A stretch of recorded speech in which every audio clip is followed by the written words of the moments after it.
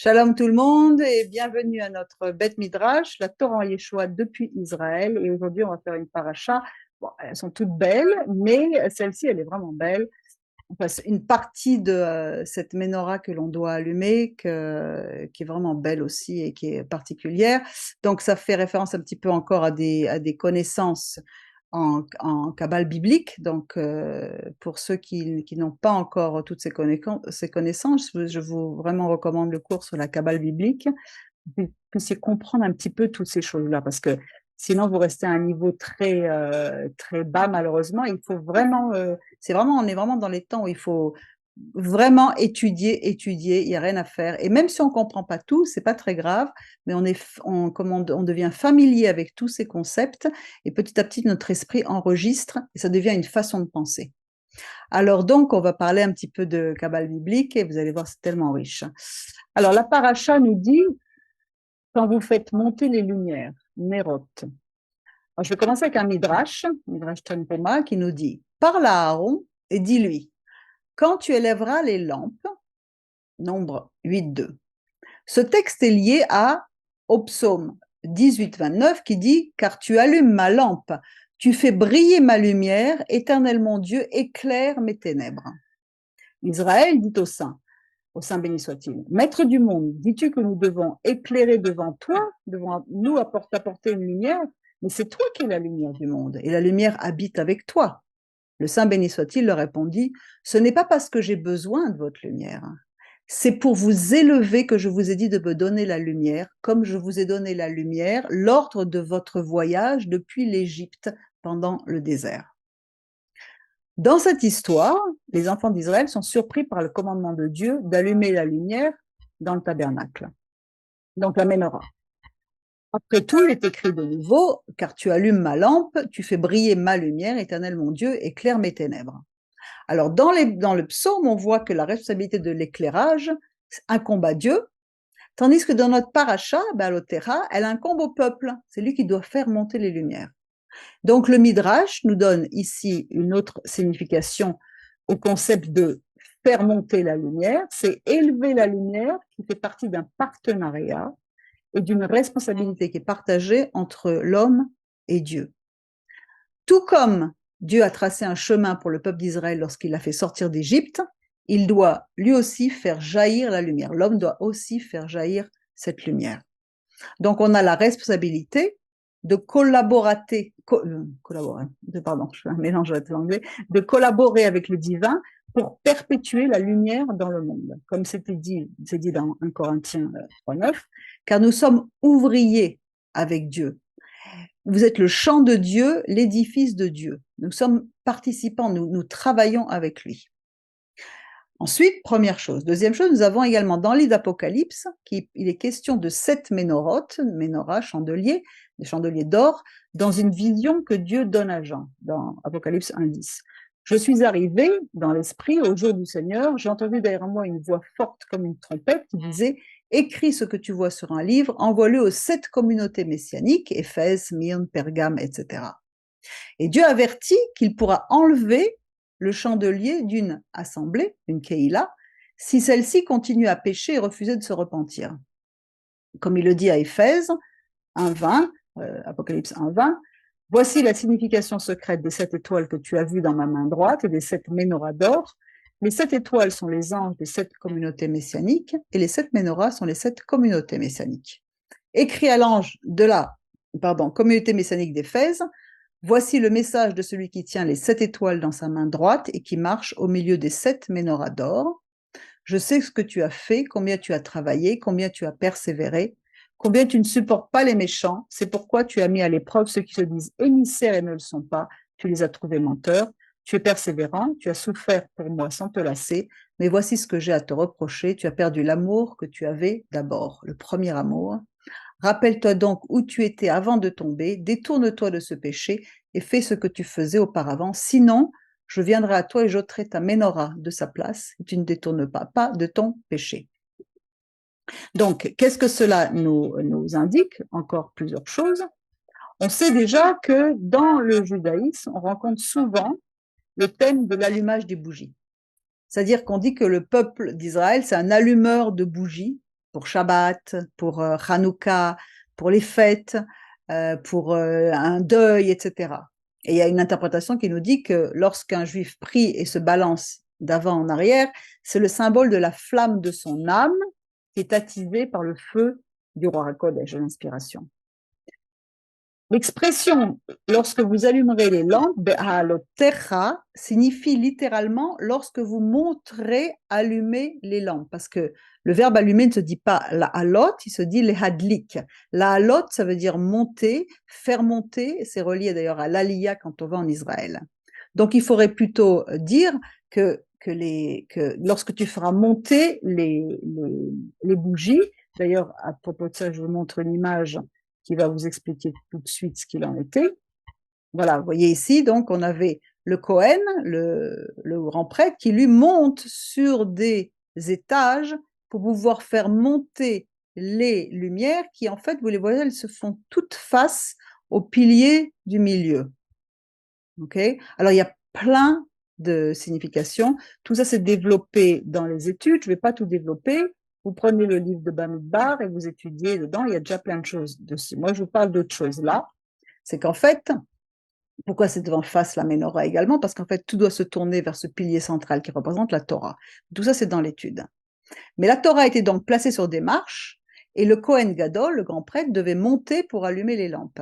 En fait, le prêtre devait maintenir également la source de feu, de lumière, jusqu'à ce que la flamme s'élève et brille d'elle-même. Alors, les questions qu'on a à se poser, c'est est-ce que Dieu a besoin de lumière dans son temple? Non. Et ensuite, les lampes étaient tournées vers le centre qui représente la Torah. Autre chose, c'est qu'on voit que dans les proverbes, on voit que l'âme de l'homme est comparée à une bougie divine. Dans Proverbe 20, il est dit « Le souffle, c'est-à-dire la neshama de l'homme, est une lampe, ner, lampe de l'éternel, et cette neshama, cette lumière, pénètre jusqu'au fond des entrailles, jusqu'au fond du ventre. C'est-à-dire qu'elle va chercher dans tous les recoins donc de nos âmes, de toutes ces choses, elle va chercher où se cache cette neshama, qu'est-ce qu'il y a à l'intérieur, qu'est-ce qu'il y a ceci, etc. Donc, cette neshama, elle représente cette lumière. Ensuite, c'est dans le cœur de l'homme, donc en fait, que l'on comprend que la neshama, c'est elle qui doit être illuminée. Aaron devait élever la flamme jusqu'à ce qu'elle brille d'elle-même. Et en élevant cette flamme, qui représente donc la neshama, on commence à comprendre, Aaron s'élevait spirituellement. Et c'est ainsi qu'Hachem nous donne la possibilité de nous élever spirituellement en gardant la lumière de sa présence dans nos cœurs. Il s'agit en fait d'apporter la lumière de la présence de Dieu dans le monde, ce à quoi nous sommes appelés, en ouvriers. Mais pour canaliser cette lumière, toujours pareil, toujours le même message, puisque la sanctification, c'est le message de la fin des temps, on a besoin d'un récipient physique, d'un vase. Par exemple, dans toutes les fêtes bibliques, pour Rosh Hashanah, on utilise un chauffard, quelque chose de physique. Le chauffard va nous relier au monde supérieur, parce qu'il exprime à la fois la gvura et la chesed, c'est-à-dire la rigueur et la miséricorde. À Kippour, on va créer tout un ensemble de prières, on va jeûner pour construire un vase pour recevoir cette lumière. À Sukkot, on va construire des cabanes, on a le loulav, etc. Chaque fête, chaque moment est un appel à la sainteté. C'est-à-dire une action physique qui a un code particulier. C'est-à-dire qu'il y a une histoire de code. C'est-à-dire que pour débloquer cette lumière qui vient d'en haut, il y a un code à respecter. Même chose pour l'encens également, qui était là pour réveiller le pouvoir de protection, etc. Tout devait être cachère, kosher. Alors, qu'est-ce que c'est qu'en fait le mot cachère? On dit que c'est simplement ça à voir avec les lois de la Torah, etc. Mais en fait, le mot, il signifie en lui-même quelque chose qui nous convient, qui convient à notre âme et à notre nefesh. Pourquoi? Parce que, par exemple, si on veut dire qu'on va dans une salle de fitness, comme on appelle ça, une salle d'entraînement sportif, on appelle ça en hébreu kosher. C'est la même chose. C'est-à-dire qu'en fait, c'est quelque chose qui correspond, qui correspond bien, qui va nous rendre fit, c'est-à-dire qui va nous rendre exactement comme on doit être, par l'exercice physique, etc., par la nourriture, partout. Kosher, ça correspond à notre âme. C'est ce dont notre âme a besoin. Ensuite, nous avons le chiffre 7 qui, lui, évoque le cycle naturel d'un côté, c'est-à-dire, on appelle ça les 7 blocs de construction dans le monde, qui construit tout dans notre monde. On a 7 notes de musique, 7 jours dans la semaine, on a 7 ouvertures, plein de choses qui sont avec le chiffre 7. C'est le monde physique, le monde naturel. Ça, c'est pour l'interprétation pshat, c'est-à-dire littérale, de tout ce que signifie ce dont on vient de parler, surtout la menorah et le fait de monter les lumières de la menorah. Mais bien entendu, comme on est toujours en train d'étudier à un niveau supérieur, on va parler de ce que le Zohar nous enseigne, de ce que la Kabbale biblique nous enseigne. Et dans le Zohar, cette fameuse lampe, le ner, c'est aussi une sphira. Qu'est-ce que c'est qu'une sphira? On l'a vu, ce sont les attributs divins. Et sur l'arbre de vie, qui est composé de 10 attributs divins, nous en avons 7 qui sont les sphirotes inférieures et qui se rapportent à notre monde, à ce que nous pouvons atteindre. Et ce que nous pouvons atteindre dans notre monde, nous avons donc un monde qui est constitué de matérialité et de choses donc physiques, dans notre chair ce débat, etc. Et dans le livre d'Ecclésiaste, il nous parle de vanité des vanités, c'est-à-dire que tout ce que nous faisons dans le monde devient vanité si nous ne le relions pas à ses racines spirituelles. C'est-à-dire que, ainsi, au niveau spirituel, lorsque nous faisons ce qui est bien au niveau spirituel, la bénédiction descend. C'est le fameux code qui nous permet d'avoir une abondance. Et sinon, c'est le contraire, on peut avoir des blocages qui empêchent cette abondance de descendre, soit dans notre santé, soit dans nos finances, soit dans nos relations familiales, soit dans notre travail, peu importe.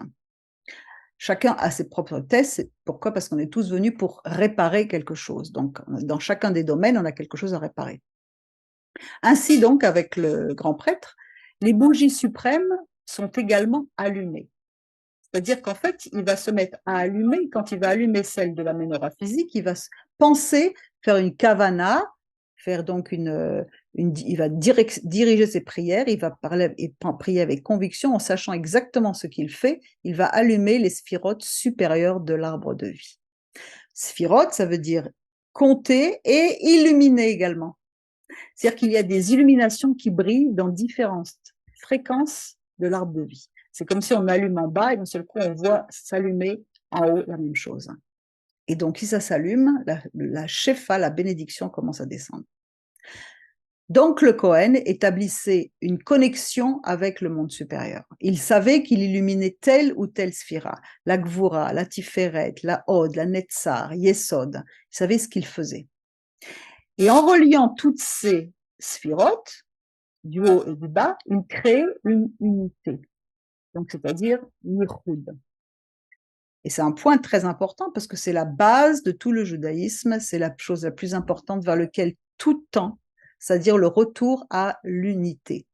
Et le monde physique n'est qu'un moyen pour nous de nous élever au-dessus du sens de cette réalité. C'est-à-dire que c'est dans notre monde ici que nous avons les commandements, les prières, toutes les choses qui nous font nous élever.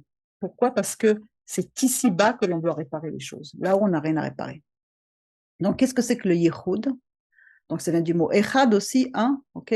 Achdut, fraternité également, tout ça c'est le même mot, même racine. Dans le rite sfarad, avant chaque prière, on a l'habitude de réciter la prière qui s'appelle les Shem Yichud, c'est-à-dire au nom de l'unité du Saint, béni soit-il, c'est-à-dire au nom de l'unité du Saint, béni soit-il, et de sa shrina, de sa présence. Dans la crainte et l'amour, dans l'amour et la crainte, afin d'unir le nom Yud-Hei avec Vav-Hei dans une unité parfaite au nom de tout Israël. Là, je vous repartage encore une petite image du tétragramme sacré avec les 4 lettres. Okay? Donc, Chaim Vital, qui était le disciple de Ari Akadosh, nous dit il faut alors méditer sur le fait que l'on combine les lettres Yud-Hei, avec les lettres Vav-Hei, représentant le principe masculin et le principe féminin, ici. Ok? Donc, qui représente la Shrina. Donc, la lettre Hei représente la Shrina. C'est-à-dire qu'il y a une union qui se crée. Quand les Shem Yichud, c'est-à-dire au nom de l'unité du Kadosh Baruch Hu plus sa Shrina. Et on trouve une description similaire encore de l'union de Dieu et de sa Shrina dans d'autres traditions qui dérivent du Baal Shem Tov, qui a enseigné à ses disciples de réciter une prière spéciale lorsqu'ils accomplissent une mitzvah pour l'union du Saint béni soit-il et de sa Shrina dans la crainte et dans l'amour et dans la crainte, afin d'unir les noms Yud-Hei et Vav-Hei au moyen de celui qui est caché et enfermé dans le nom de tout Israël. Cette prière explique le verset de Ésaïe 45, alors la gloire de Adonai sera révélée, toute l'humanité la verra, car la bouche d'Adonai a parlé.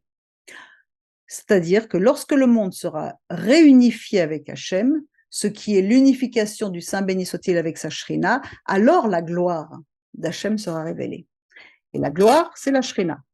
Cela signifie que l'illumination de la Shrina, qui est un reflet de la souveraineté, sera révélée et étendue. Tout ça, je vous partage juste une partie de l'étude qu'on a fait l'année dernière, vous la trouverez sur YouTube, c'est l'étude de Nassau de l'année dernière, la vidéo qui explique vraiment en détail tout ce processus de Yichud.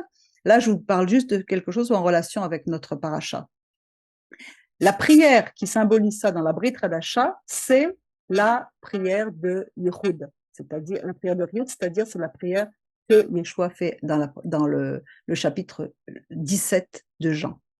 Désormais, je ne suis plus dans le monde, mais ceux-là sont encore dans le monde, dans notre monde de Asiya ici. Ils ont besoin encore de créer ce support physique. Et je vais à toi. Père Saint, garde-les dans ton nom que tu m'as donné, afin qu'ils soient un comme nous, afin que tous soient un comme toi, mon Père, tu es en moi, et moi en toi, afin que eux aussi soient un en nous, pour que le monde croie que c'est toi qui m'as envoyé. Et la gloire que tu m'as donnée, je leur ai donnée afin qu'ils soient un comme nous sommes un. Moi en eux et toi en moi, afin qu'ils soient parfaits en un, et que le monde connaisse que c'est toi qui m'as envoyé, que tu les as aimés comme tu m'as aimé. Donc, regardez la vidéo l'année dernière sur le Yichud pour comprendre un peu plus en profondeur de quoi il est question. Notre réalité à nous, ce qu'il faut comprendre, c'est qu'ici, notre réalité n'est qu'une illusion. Nous avons, d'après ce que disent les kabbalistes, nous sommes 1% de la réalité. La réalité, elle est là-haut. L'arbre de vie, c'est ça qui nous attend. C'est pour ça que dans l'Apocalypse, on retrouve celui qui vaincra, je lui donnerai à manger de l'arbre de vie. C'est ça dont il est question. C'est-à-dire qu'on le consommera entièrement, il sera complètement internalisé en nous. On ne voit qu'une ombre pour l'instant de cet arbre de vie. De la même manière que lorsqu'on regarde quelqu'un, on voit que son apparence physique, a priori, c'est en fait l'ombre de la neshama de cette personne. On doit arriver à se connecter ou avoir des yeux spirituels qui vont nous permettre de voir la neshama de l'autre. D'ailleurs, il y a même une expression en hébreu qui dit neshama, tu es ma neshama. C'est-à-dire qu'on voit quelqu'un lui dit Eze neshama, quelle belle âme. C'est-à-dire qu'on perçoit autre chose que son apparence physique. Mais pour ce faire, tout cela, Dieu a prévu un moyen qui s'appelle tchouva. C'est la conséquence de Yichud, ou alors qui est, parce qu'on désire la réunification, on fait tchouva. Et cette tchouva, on l'a déjà partagé plusieurs fois, mais je le refais encore une fois ici. Qu'est-ce que c'est que tchouva? C'est, ici vous avez le mot en hébreu qui veut dire tchouva, ça veut dire mal traduit par repentance. En fait, c'est retour, d'accord? Retour, on le trouve ici. Si on sépare les deux lettres, on fait tashuv, hey.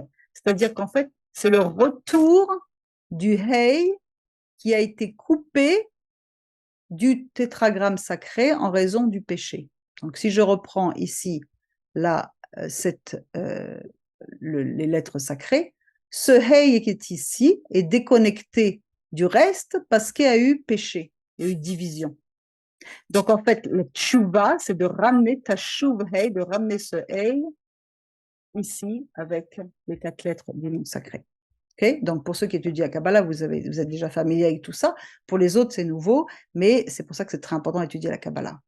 Donc, qu'est-ce que c'est que la tchouva? C'est lorsqu'une personne regrette ses actes, elle désire se connecter ou se reconnecter à Hachem en étudiant la parole, sa Torah avec crainte et amour, ce qu'on a lu tout à l'heure. Le péché, c'est une brisure, une désunion, une rupture de la plénitude divine qui est caractérisée par le Shema Israël, où il est dit Hachem Echad, il est un. Quand on est dans le péché, on ne dit plus que Hachem Echad, on est déconnecté. Et à ce moment-là, il est dit que la personne se reconnecte au Vav. Par le Vav, elle se reconnecte. C'est-à-dire que Hey va pouvoir se reconnecter par le Vav ici aux lettres sacrées, qui représentent ici les 7 sphirotes inférieures de l'arbre de vie, les 6 sphirotes, inférieures plus la 7e ici. Et ce Vav-là est également appelé le Fils. Donc, ça veut dire, il est dit donc que tous ceux qui se reconnectent au Vav du nom sacré deviennent un fils pour Hachem, des fils pour Hachem, comme on lit dans Deutéronome 14 et dans 2 Corinthiens 6, 18. Vous êtes les fils de l'Éternel, Bani Matem. Et dans Corinthiens, il dit, je serai pour vous un père et vous serez pour moi des fils et des filles. Il reprend le texte de Deutéronome. Donc, le premier Yud, c'est l'aspect du père. Le premier Hey, c'est l'aspect de la mère. Nous avons le Vav qui représente le fils. Et le dernier, c'est la fille et également l'épouse. Donc, la Teshuvah, ça permet la réunification du Vav avec le Hey final, qui est également appelé l'aspect de la royauté, la souveraineté. À ce moment-là, quand on reconnecte le vase qui était brisé, enfin le canal qui était brisé, un flot de lumière se répand dans le monde. Et la souveraineté et la gloire de Hachem peuvent se manifester dans le monde. C'est pour ça que Yeshua, étant la gloire d'Israël, s'est manifesté. Donc, quand on relit, qu'on dit que la personne est reconnectée au Vav du nom sacré d'Hachem et devient un fils de Hachem, eh bien, Yeshua étant le fils, en nous repentant par le repentir qu'il a offert, nous nous relions au Père en commençant la réunification. Comme il dit dans 1 Jean 9, mais si nous confessons nos péchés, il est fidèle et juste pour nous pardonner et pour nous purifier de toute iniquité, donc d'enlever les clipotes, les mauvaises choses, pour pouvoir se reconnecter. Donc le but de cette repentance, de cette tchouva, c'est de revenir à la source, de nous relier à l'essence divine en rétablissant la relation qui a été endommagée et de faire descendre la shrina au milieu de nous. Donc le grand prêtre, qu'est-ce qu'il avait comme fonction? Il devait expier les péchés du monde, les péchés d'Israël, ce qui nous parle du grand prêtre Yeshua qui a expié pour les péchés du monde. Il devait éclairer la menorah pour que ce rétablissement soit effectué et permette l'union prophétique de l'époux et de l'épouse, du Kadosh Baruch Hu et de la Shrina. C'est pourquoi, jusqu'à dans la fin d'Apocalypse, on parle des noces de l'agneau. Ce qui veut dire que tout cela, qu'on doit mettre donc une intention, une kavana dans nos prières, nos actes, nos mitzvot, parce que tout est ancré dans une dimension spirituelle, c'est-à-dire qu'on a la santé d'en bas est reliée à la santé d'en haut, le couple en bas et en haut, l'argent en haut et en bas. Tout est relié, tout a une source spirituelle. Alors on comprend pour la santé, pour le couple, etc. Pour l'argent, des fois c'est un peu moins évident, mais ce qui explique l'histoire de la dîme, parce que au Mont Sinaï, dans la Torah du Mont Sinaï, l'argent que l'on veut économiser ou que l'on veut avoir, c'est une bénédiction qui vient d'en haut, puisque c'est Dieu qui nous l'a donné, elle a 2 dimensions, elle a une physique et une spirituelle. L'argent n'est pas un but, mais c'est juste un moyen pour arriver. Donc Dieu va donner à temps et aux autres pour pouvoir faire ce qu'il a prévu qu'il fasse. Mais il n'y a pas de bénédiction si on ne relie pas l'argent à sa source, si on ne rend pas ce qu'on a reçu. Toujours dans le même principe que si on reçoit juste pour recevoir pour soi, on ne peut pas avoir de bénédiction, parce qu'on doit émuler la nature divine qui est celle de redonner. D'où le principe de la dîme, qui est 10 comme les 10 sphirotes. On redonne une partie de ce qu'on a reçu, et à ce moment-là, ça fait comme un ascenseur qui va et qui revient, et la bénédiction peut continuer à couler. Sinon, on ferme le robinet. Et cela nous a conduit également à un autre principe, qui est la venue du Messie. Comme on dit qu'il y a, dans le judaïsme, on dit qu'il y a 2 Messies. Le Messie Ben Yosef et le Messie Ben Ephraim, Ben Yosef et Messie Ben David. Ephraim Yosef étant associés. Et qui sont de 2 mères différentes. Rachel qui donne le Messie Ben Ephraim ou Ben Yosef et Léa qui donne le Messie Ben David. Léa est associée à la Bina supérieure, c'est-à-dire elle est associée à la Sphira supérieure qui s'appelle Bina, qui fait partie des 3 au-dessus des 7 dont on parle, qui sont inaccessibles, mais d'où vient toute l'abondance. Et Rachel, elle fait partie de la sphira inférieure de la Malchut, celle de notre monde ici à nous. Donc Léa et Rachel. Ainsi, le Messie ben Yosef, Messie ben Ephraïm, qui vient de Rachel, la mère du niveau inférieur, Malchut, concerne ce monde, alors que le Messie ben David, qui appartient à Léa, de la sphira Bina supérieure, concerne le monde à venir. Le Messie Ben Yosef, ça représente l'abondance de notre monde avec l'accès à l'argent, à la connaissance, aux familles, à tout ce qui caractérise un monde matériel. Et le Zohar l'appelle l'appelle le Messie Ben Ephraïm. Qu'est-ce que c'est qu'Ephraïm? C'est la même racine que Epher. Epher, ça veut dire cendre. Ça veut dire quoi? Ça veut dire que dans ce monde matériel dans lequel nous vivons, nous avons que des cendres, de la terre sèche, de la matérialité qui est de la poussière. C'est-à-dire qu'en fait, il a dû mourir en portant notre vanité et l'amour de la chair pour les choses du monde. Aujourd'hui, tout est poussière et cendre. Le Messie Ben David doit venir. Pendant que nous sommes ici, on apprécie et on bénit le concept du Messie Ben Yosef pour notre vaisseau physique, pour tout ce que nous avons et tout. Mais nous soupirons, nous attendons la venue du Messie Ben David qui, lui, ne va pas mourir. C'est son règne qui est à venir. Ce qui veut dire par tout ça que la matérialité sans la spiritualité, sans rattacher à sa source supérieure, puisqu'il y a un pendant, pour toute chose, il y a un pendant. Par exemple, tu feras comme le modèle qui t'a été montré sur la montagne. Pour le tabernacle physique, il y a un tabernacle qui n'est pas fait de main d'homme. Et tout dans notre vie, c'est pareil. Donc la matérialité, notre monde physique, sans son attache spirituelle, est un récipient vide. Nous devons relier les deux mondes. C'est pour ça que le Kohen allumait les sphirotes supérieures pour que la bénédiction descende. Donc on doit se connecter ou se reconnecter à l'arbre de vie et non à l'arbre de la mort qui ne reçoit que pour le moi. Tant que je suis dans une attitude où je prends, je reçois et je donne jamais, c'est mort. Donc ça va se vider. On va sans arrêt vouloir le remplir, mais ça va continuer à se vider. On ne va pas construire notre vase. Donc nous devons faire tchouva, c'est-à-dire revenir à sa Torah et à sa lumière. Il s'agit de relever la tête, comme on a vu par Achat Nassau la dernière fois, même les âmes les plus basses, Dieu veut les relever. La Neshama, la lumière pour atteindre la lumière qui a été cachée depuis le début, depuis que Adam et Ève ont mangé du fruit, le Or Ganouz, cette lumière du Messie qui est cachée depuis le début et qui est réservée aux tzadikim à la fin des temps. Mais pour cela, encore une fois, il faut construire un vase. Le vase doit être entier afin de pouvoir connecter entre le vase et la lumière. Hachem nous a fait sortir d'Égypte. Alors si on reprend le midrash du début, le saint béni soit-il leur dit « Ce n'est pas parce que j'ai besoin de votre lumière, c'est pour vous élever que je vous ai dit de me donner de la lumière comme je vous en avais donné pendant votre voyage d'Égypte. » L'Égypte, comme on l'a vu depuis toujours, c'est que ça représente l'ego.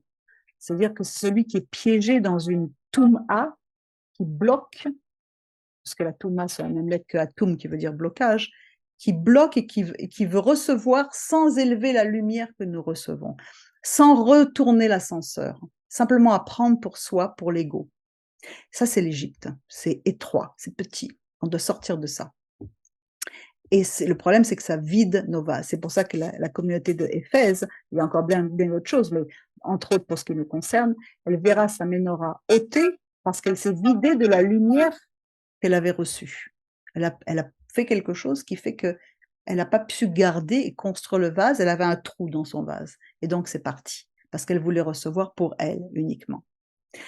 Et donc, ces vases, quand ils se vident, ils amènent la personne vers le bas et vers le bas, ils la traînent vers le bas. Et c'est dangereux de descendre dans le monde des clipotes.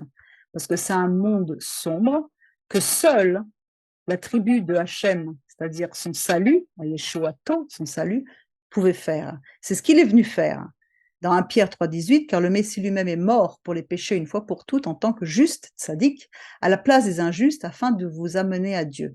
Il a été mis à mort dans la chair, mais ramené à la vie par l'esprit. C'est-à-dire qu'en fait, dans le monde de Asiya et dans le monde de Yetzira.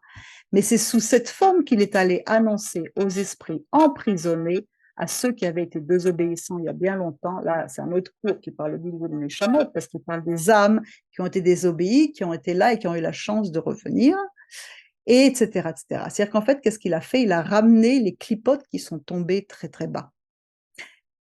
Et croire au salut. Et c'est aussi puissant, et également au mitzvot, c'est-à-dire croire à ça, le témoignage de Yeshua et les mitzvot, ça nous fait une connexion des deux mondes. On connecte les deux mondes. Et donc, on doit allumer les sphirotes de l'arbre de vie dans notre neshama, pas dans notre nefesh surtout, je dis dans notre âme, on va dire âme. C'est-à-dire que, comment est-ce qu'on fait lorsqu'on a une action, un désir d'unité, un désir de le recevoir, un désir de s'approcher de lui? Il y a ce qu'on appelle, et ce qu'on a développé dans des vidéos, et ce que Jean-Louis développe dans une des vidéos d'ailleurs, les Maïnoukbim, c'est-à-dire les eaux féminines qui attirent les eaux masculines, Maïndochim, qui descendent et qui amènent la bénédiction. La Torah, elle représente Zeirampin, c'est-à-dire le Fils. La prière et les mitzvot, ça appartient à la sphira de Malchut, parce que c'est ici qu'on fait quelque chose pour faire descendre ces eaux, c'est-à-dire dans notre monde à nous. Et notre monde à nous s'appelle l'épouse qui se prépare. Comment elle se prépare? En préparant un vase pour accueillir l'époux. Et encore une fois, il s'agit ici d'union, de yichud et de tshuva.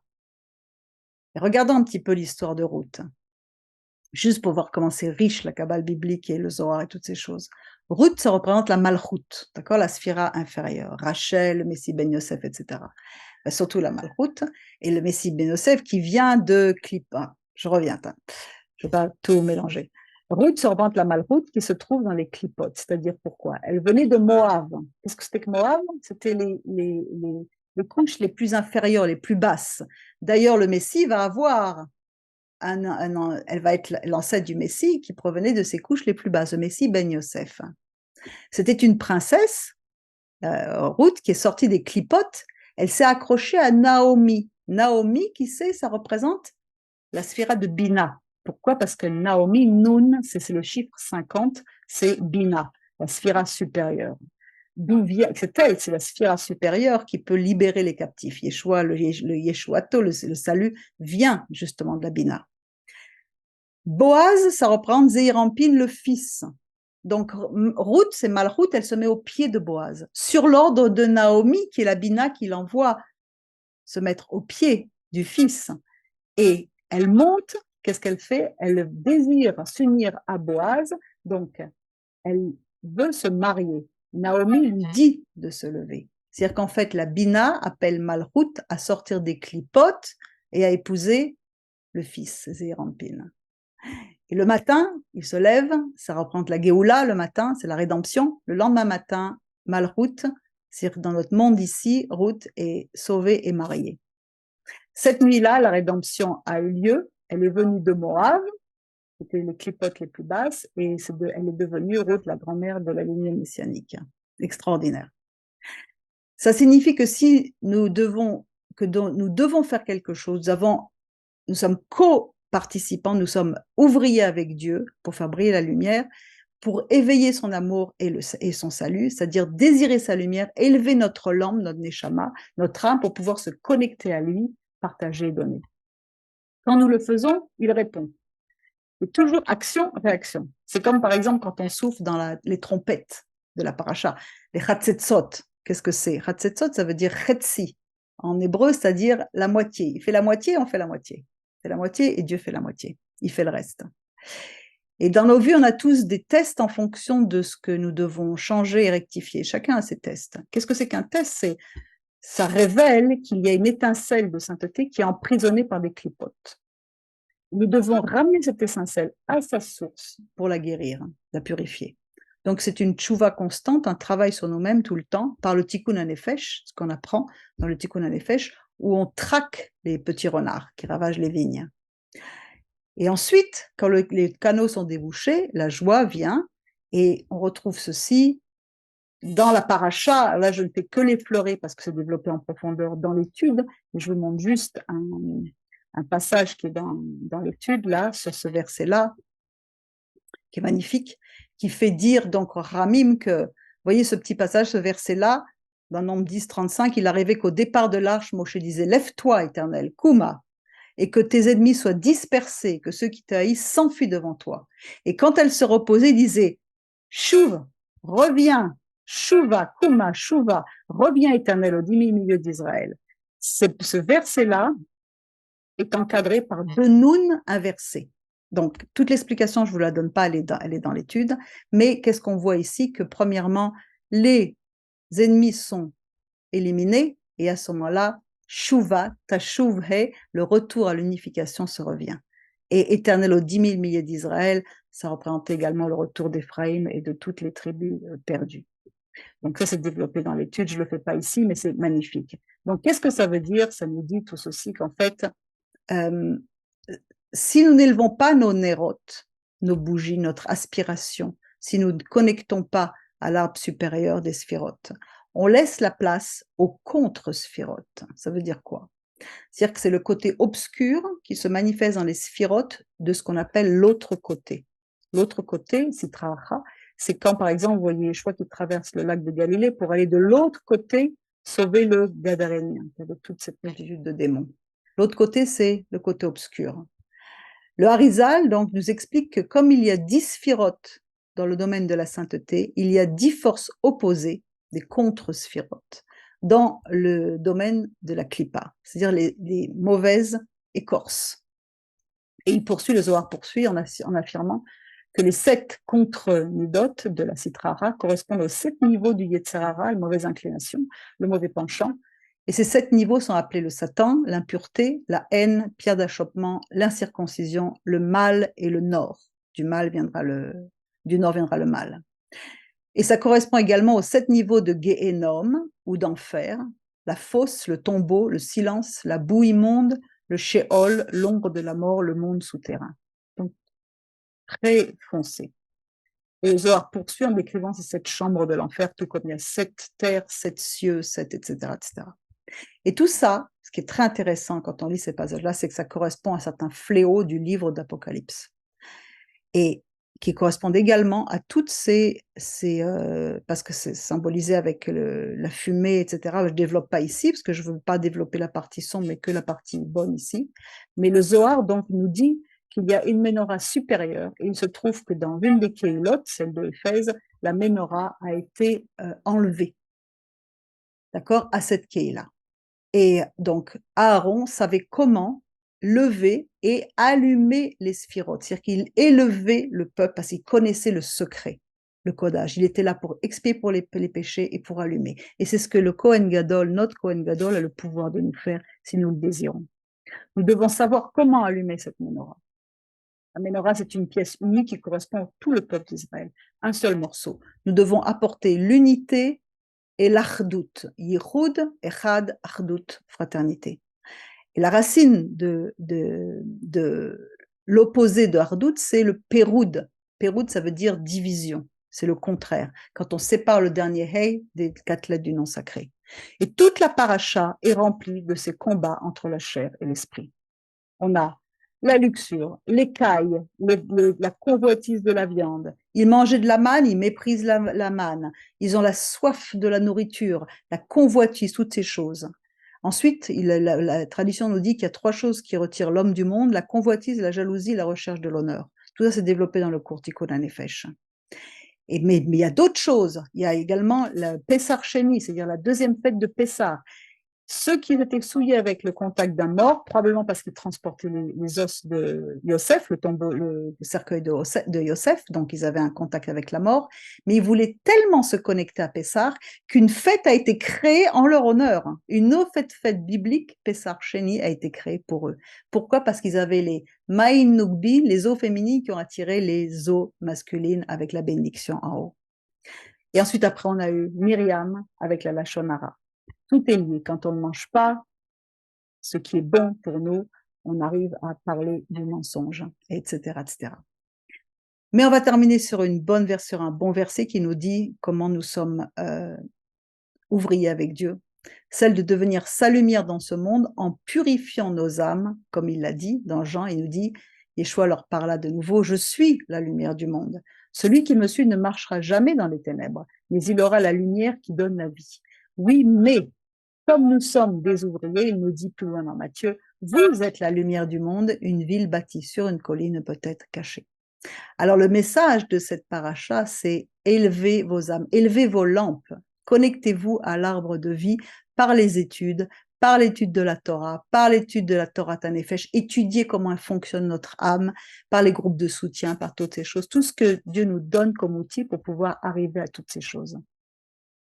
Et donc, dans ce cadre-là, cette paracha, elle est vraiment importante pour notre fin des temps parce qu'en fait, elle continue de plus en plus dans tous les 5 livres de la Torah, arriver vers le même but, c'est d'hériter la terre promise. Et la terre promise, c'est en fait, c'est la connexion avec l'Éternel, c'est surtout ça. Mais dans un récipient physique qui va être celle de la terre d'Israël, mais la terre d'Israël n'est qu'un récipient. Si elle construit son vase, elle reçoit toute l'abondance d'en haut. Alors donc voilà pour cet enseignement ici. Je vous rappelle donc de vous inscrire pour les cours de Torah, pour les cours de Torah Tanefesh, pour les groupes de soutien et pour ceux qui le désirent, on organise un séminaire dans le sud de la France au mois d'août.